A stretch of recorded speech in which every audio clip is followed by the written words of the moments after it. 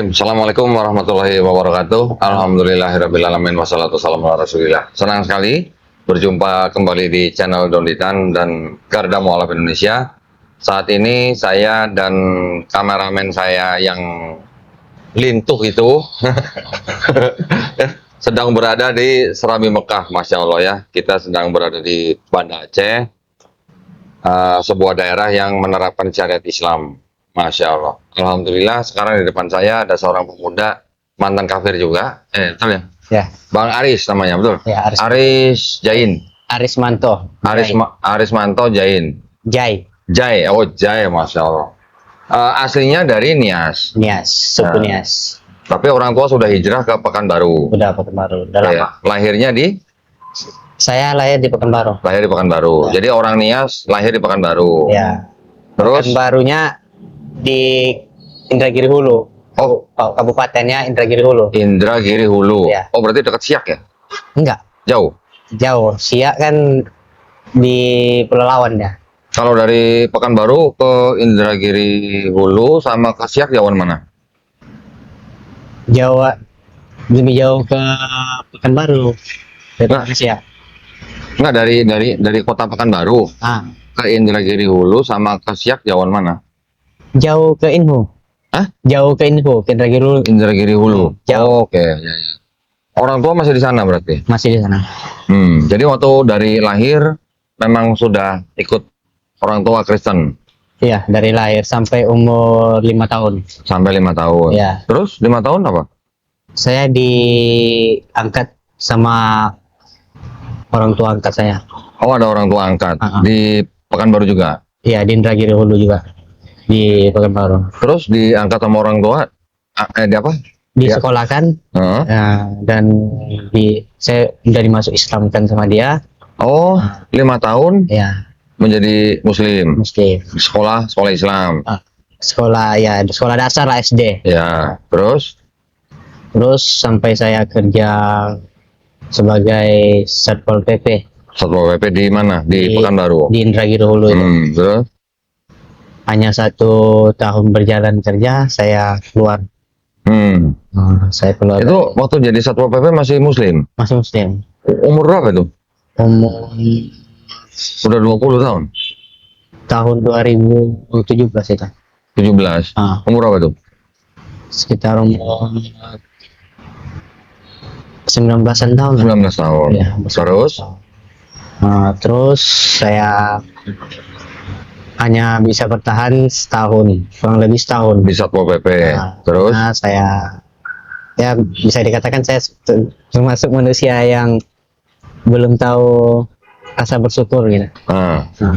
Terus jadi saya hancur dengan pergaulan. Jatuh di dalam pergaulan ini ya seperti pergaulan bebas lah. Narkoba gitu. Oh gitu. Jadi saya keluar dari situ. Jadi saya tanpa ada mengasih tahu sama orang tua angkat saya pergi. Ke mana? Pergi dari rumah orang tua angkat saya. Iya, terus ke mana? Pergi merantau lagi saya. Keluar kota? Iya, ke Batam. Ke Batam. Terus ke Medan. Ke Medan. Terus habis itu saya dicari-cariin sama saudara saya tahu saudara saya lagi mencariin sibuk, termasuk juga orang tua kandung saya. Tapi saya belum berani waktu itu untuk menunjukkan tempat tinggal saya. Terus saya pergi ke Kerinci, masih daerah Pekanbaru juga, tapi kabupatennya Pelalawan. Saya di Kerinci kerja, terus rupanya saya dapat kabar adik mama saya ada di situ. Adik mama? Ya, adik mama saya. Jadi rupanya adik mama saya tadi udah tahu kalau saya itu lagi dicariin, dan saya dihubungi sama kakak saya itu, anak dari adik mama saya tadi, suruh ke rumah atau dia yang mendatangi untuk berjumpa bersama saya. Namun saya tidak mengasih tahu saya di mana. Saya cuma ngabari saya baik-baik aja. Tapi suatu ketika orang tua saya, saudara saya menangis, meminta ngasih tahu tinggal di mana dan di mana posisi. Karena orang saudara saya yang di sana juga khawatir gitu, entah kayak mana kabar saya, apa benar-benar itu saya atau tidak. Jadi saya putuskan untuk ngasih tahu, saya di sini, tapi biarlah saya yang datang ke tempat bidan. Dan akhirnya saya datang ke situ. Jadi di situ saya dinasihati sama adik mama saya suruh pulang. Namun saya menolak. Alasannya mau kerja? Alasannya karena posisinya saya lagi kerja di PT APP situ. Terus itu masih muslim tuh? Masih muslim. Oke. Masih muslim. Dan setelah itu saya balik ke tempat orang tua saya. Bukan ke tempat orang tua saya. Sebelum saya pulang ke tempat orang tua saya itu saya silaturahmi dulu ke tempat kawan. Jadi pas di tempat kawan itu mungkin ada yang ngasih informasi bahwa saya ada di situ. Jadi datang abang kandung saya, datang ke situ menangis. Dia berkata, tolong lihat orang tua kita. Kita nggak tahu berapa lama umur dia lagi. Semenjak kamu pergi tanpa ada kabar, beliau nggak mau makan, sakit. Jadi kami sebagai anaknya juga nggak bisa kerja. Jadi kami pun kalau nggak kerja tahu sendirilah, nggak ada untuk biaya menafkahi anak-anak ini. Walaupun nggak kamu anggap kami ini sebagai saudaramu karena udah mengasingkan kamu dari kami, tolong anggaplah orang tuamu. Aris berapa saudara? 8 bersaudara. 8. Nomor berapa Aris? Nomor 7. Oh, nomor 7. Ada lagi di bawah saya. Ya. Terus habis itu? Ya habis itu saya pergi. Karena beliau berkata seperti itu, saya juga meneteskan air mata dan saya pergi menemui mama. Dan berjalannya waktu, ya karena saya tadi masih status muslim, jadi saya itu ada di situ tapi nggak pernah dianggap ada sama di lingkungan situ. Oh, karena muslim. Lingkungannya Kristen. Dan saya selalu ditawarkan bertobat. Jadi saya bilang, saya udah bertobat dari Kristen ke Islam. Jadi bertobat dalam segi mananya aja lagi saya bertobat. Kamu udah durhaka sama orang tuamu, sama nenek moyangmu karena asalmu dari Kristen. Jadi balik lagi kamu ke Kristen. Makanya kamu diasingkan, dijauhkan, kata abang-abang saya kan, saudara saya. Karena orang itu takut nanti terjadi sesuatu samamu, hal yang tidak diinginkan seperti meninggal. Siapa yang nguburinmu?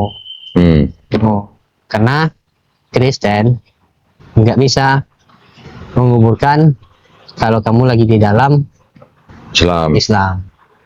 Jadi saya pikir-pikir, karena nggak ada pilihan lain, ya saya ikut balik Kristen. Tapi dengan syarat saya bertanya kepada pendetanya. Saya harus tanya jawab dulu sama pendetanya. Jadi pendetanya siap. Pendetanya, jadi saya disuruh datang ke rumah. Jadi saya datang. Jadi saya bertanya, semua pertanyaan saya itu dijawab dengan begitu mulusnya. Padahal saya menganggap pertanyaan saya itu udah paling sulit lah. Tapi dengan saya pernah berkata kalau bisa menjawab 3 pertanyaan saya bakal masuk Kristen. Dan dia sapu bersih itu pertanyaan. Jawab semua. Masih ingat nggak pertanyaannya apa? Masih. Apa coba? Yaitu kenapa Yesus itu dianggap seperti Tuhan, dan kenapa Tuhan Yesus itu mempunyai 3 nama? Apa aja? Sebenarnya siapa sebenarnya Tuhan ini? Yesus kah, Roh Kudus kah, atau Isa Al-Masih? Bapa kali. Itu Isa Al-Masih, Yesus, Roh Kudus, sama Bapa atau sama Isa Al-Masih? Isa Al-Masih, karena di dalam GBI nggak ada Bapa. Itu karena kan di Katolik. Apa? Di Katolik, Roh dan Bapa itu. Terus? Bapa dan Roh Kudus itu kan untuk orang Katolik. Jadi dijawabnya sama dengan kita, kata beliau, saya masih ingat itu, kita ini satu jiwa, satu roh, satu Tubuh. Jadi begitu juga dengan Tritunggal ini tadi. Dia tiga tapi satu. Apa kita bisa hidup tanpa ada roh kita? Apa kita bisa hidup tanpa ada jiwa kita? Tidak. Jadi saya malumin itu. Terus? Jadi pertanyaan kedua, apakah terjamin setelah saya masuk Kristen ini benar-benar udah udah dibayar dosa-dosa saya yang sudah? Karena saya merasa paling banyak waktu itu besar dosa saya. Kenapa? Saya udah mengkhianati orang tua angkat saya. Padahal saya itu banyak dibandingkan dengan orang tua yang melahirkan saya lebih sayang kepada orang tua angkat saya. Karena dari umur 5 tahun beliau yang membesarkan saya. Terus dijawab juga? Dijawab juga. Pasti masuk surga gitu? Pasti masuk surga. Dengan catatan kamu harus dibaptis. Nah, dan petunjuk itu dan jawaban itu akan datang kepadamu nanti di saat kamu tertidur. Oh, mimpi? Mimpi. Terus? Bukti, saya mimpi. Gini. Ada angin kencang, kayak angin kencang di rumah itu kan. Kan ibaratnya barak ini kan ada terpal di atasnya itu. Jadi bergoyang. Jadi apa ini yang dikatakan pendeta tadi? Nah, jadi ujungnya saya bercerita lagi besoknya sama dia. Ya benar-benar terjadi. Jadi saya nggak ada pilihan lagi. Saya memang. Pertanyaan ketiga apa? Pertanyaan ketiganya apa itu? Pertanyaan ketiganya tentang apa juga? Ibaratnya tentang makanan. Nah, kenapa sih ibaratnya Kristen ini harus memakan namanya babi tadi? Padahal di dalam Alkitabnya di Perjanjian Lama itu kan yang hewan berkuku panjang itu berkuku belah. Berkuku belah itu nggak boleh dimakan. Ya. Kata pendetanya apa? Kata pendetanya itu ada suatu cerita katanya. Ada suatu cerita tentang pokoknya untuk perayaan perjamuan kudus itu katanya. Malam apa itu Tuhan? Wah, di saat merayakan minum anggur entah apa tuh. Pokoknya ada itu yang malam Kidung Agung itu dah. Saat kayak mana itu? Jadi orang itu mempersembahkan kayak joget-joget, minum anggur. Cerita di mana itu? Cerita di Bible apa cerita di mana? Bible, dia itu. Ibaratnya dia pendetanya ceritanya seperti itu. Terus? Jadi makan-makan babi ini dia apa? Jadi kita mengikuti tradisi-tradisi yang terdahulu katanya. Karena saya belum tahu tentang Kristen, ya saya mungkin ya kan aja. Jadi setelah udah saya masuk, semuanya itu nggak ada di Bible. Ibaratnya tuh nggak ada terjadi yang namanya mengasihi sesama itu nggak terbukti gitu. Kasih itu nggak terbukti gitu. Sama-sama. Di situ saya mulai, tapi nggak langsung spontan saya ngapainnya. Kenapa? Di saat saya ingin bertanya lagi, di saat berjamaat itu nggak boleh, dilarang. Kenapa? Karena jamaat ini hanya cukup datang duduk dengarkan. Nggak boleh bertanya. Padahal saya pengen bertanya gitu. Di depan jemaat itu. Tapi nggak dibolehin. Terus? Kan biasanya ada sesi lain yang nanti pendalaman Alkitab atau apa gitu kan? Itu saya nggak begitu kali. Karena mulai dari situ saya udah nggak connect lagi sama apa ini. Karena udah banyak hal-hal yang menjengkelkan bagi saya. Udah banyak hal-hal yang mengganjalkan bagi saya. Itu berarti kamu balik ke Kristennya di Indragiri Hulu? Iya, di situ. Berapa tahun balik Kristen?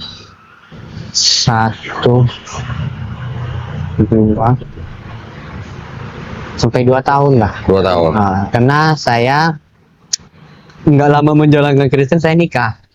Awal tahun 2019, bulan 10 atau bulan 11-nya saya dibaptis. 2019. 2018 18. dibaptis. Nah, Terus? dibaptis.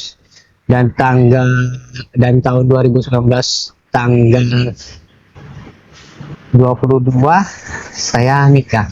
Oh, 18 kamu dibaptis, Ya, 19 kamu nikah. Awal Terus bulan 3. nikah dengan orang Indragiri Iya. Ulu juga. Orangnya tadi Kristen tadi, yang Iya, istri saya sekarang. sama-sama di Pekanbaru. Iya. Oke, terus Jadi saya nikah dan saya ibaratnya ngambil sumpah di gereja.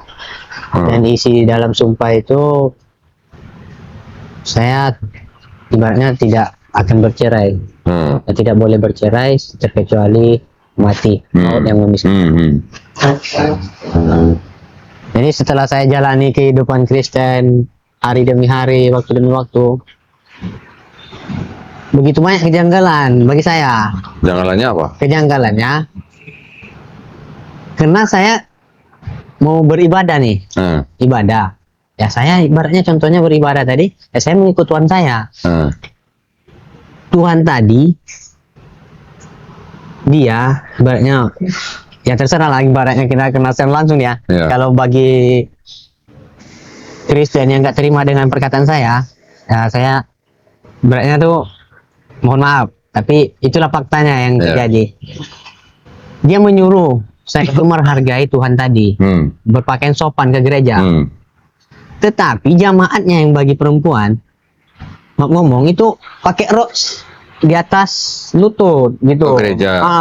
Otomatis kita itu ibaratnya berjamaah tadi nggak fokus. Nggak fokus. Oh, kamu ngintip berarti. Bukan ngintip. Orang kayak mana nggak nampak? Oh, melirik gitu maksudnya. Kayak mana nggak nampak? Orang kan sini laki-laki, ini perempuan. Orang satu ruangan gitu, nggak ada pembatas. Oke. Kita di masjid, ada pembatasnya. Nah, ini nggak ada. Terus yang kedua, saya ditegur.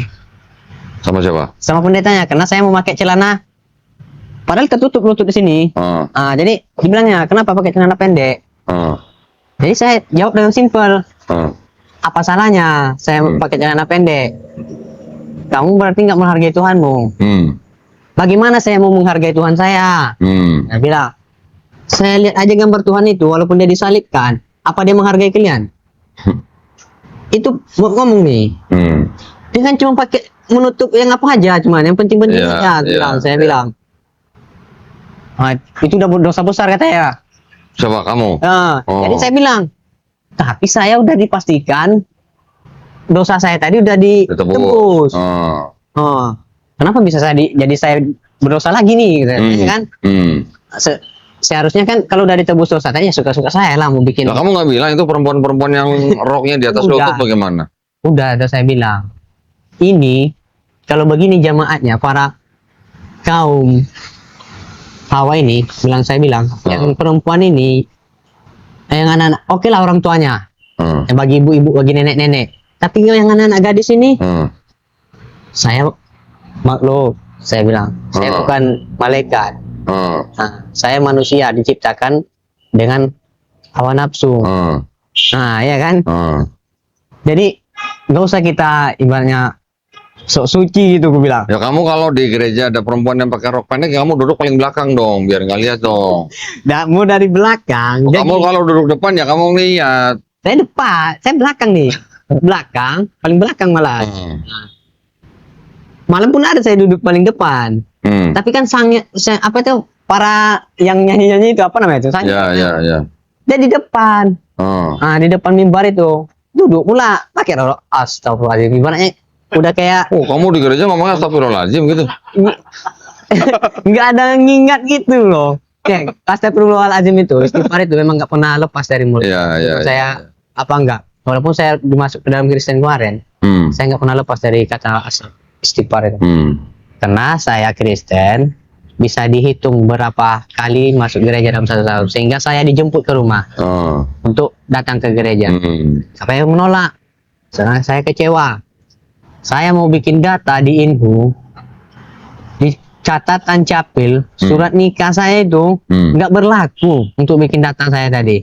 Kenapa? Nggak diakui, karena nggak tercatat.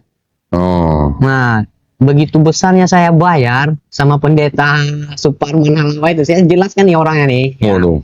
Ya, mana tahu dia melihat, saya memang jengkel sama dia.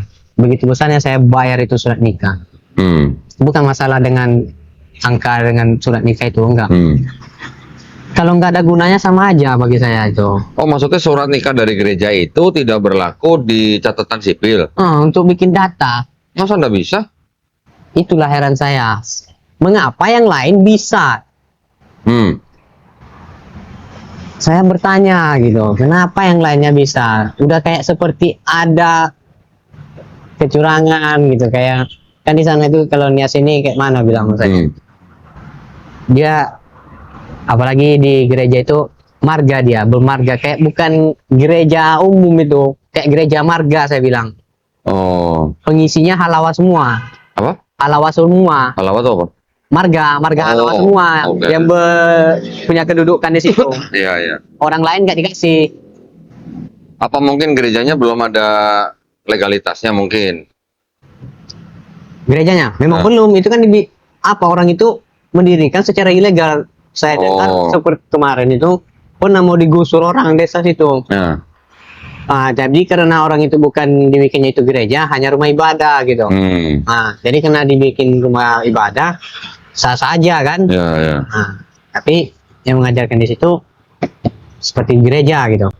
Terus akhirnya kamu kecewa, terus gimana? Ya saya kecewa, saya memberontak, dan ibaratnya saya mengingat lagi tentang Islam gitu. Saya mengingat lagi dengan Islam, saya nggak peduli lagi dengan Kristen ini. Ya, karena saya ganjalnya saya, masa orang mati dirayakan menunggukan main judi. Main judi di apa itu? Oh, maksudnya orang sedang menunggu orang meninggal yang mayat ini mau dikuburkan, entah tergantung pihak keluarga, entah 1 minggu, entah 3 hari. Orang-orang yang menunggu main judi. Gitu, mungkin udah acara. Ya saya karena nggak tahu entah ini ada, entah apa ini memang apanya, tradisinya saya nggak tahu. Yang penting itu saya nggak terima. Pribadi saya nggak terima. Dan saya dekati lagi secara pelan-pelan kepada orang tua angkat saya. Dekati lagi, saya menyesal. Waktu kamu masuk Kristen, orang tua angkat kamu tahu? Tahu.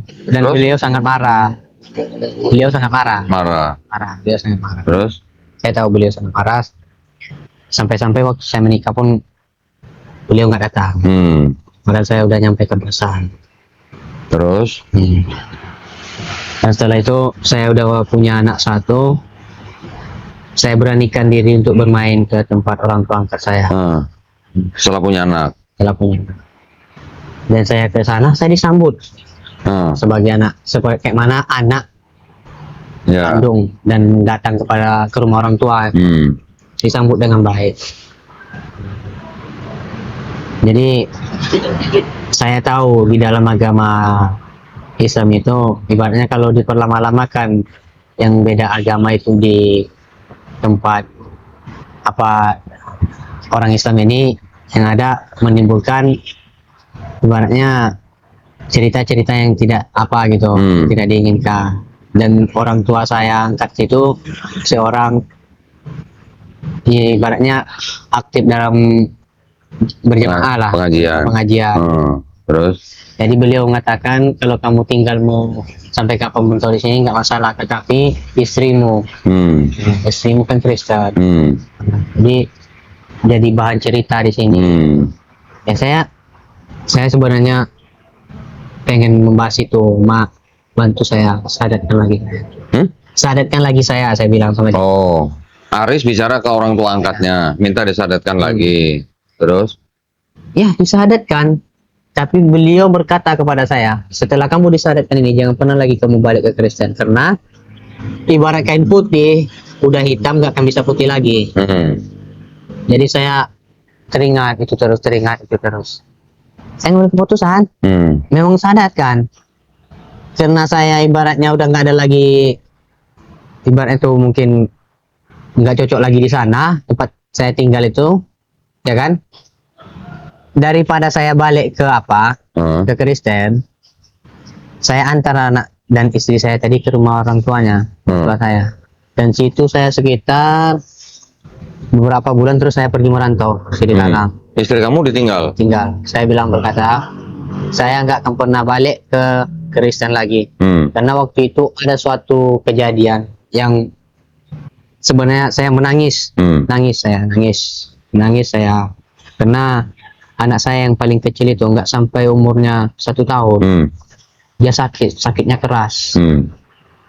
Ibaratnya tuh kayak orang step. Tapi dia bilang step, kalau step kan sementara, ini nggak lama dia. Sampai 2 minggu dia sakit parah.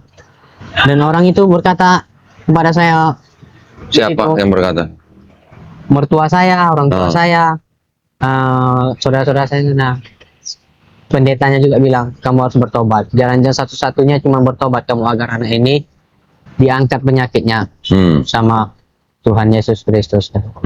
Karena kamu udah melakukan dosa besar, makanya anakmu terjadi. Istri saya nangis-nangis. Bang, tolonglah. Mungkin ini teguran Tuhan kepada kita, kan? Karena kita udah Islam, katanya kan. Saya bilang enggak. Sekali saya bilang tidak. Kalau memang itu anak dititipkan Allah tadi untuk saya, dia tidak akan mengambil begitu mudahnya dari saya. Saya bilang begitu. Saya tidak akan berpaling dari Islam ini. Saya bilang, saya tegaskan apapun yang terjadi.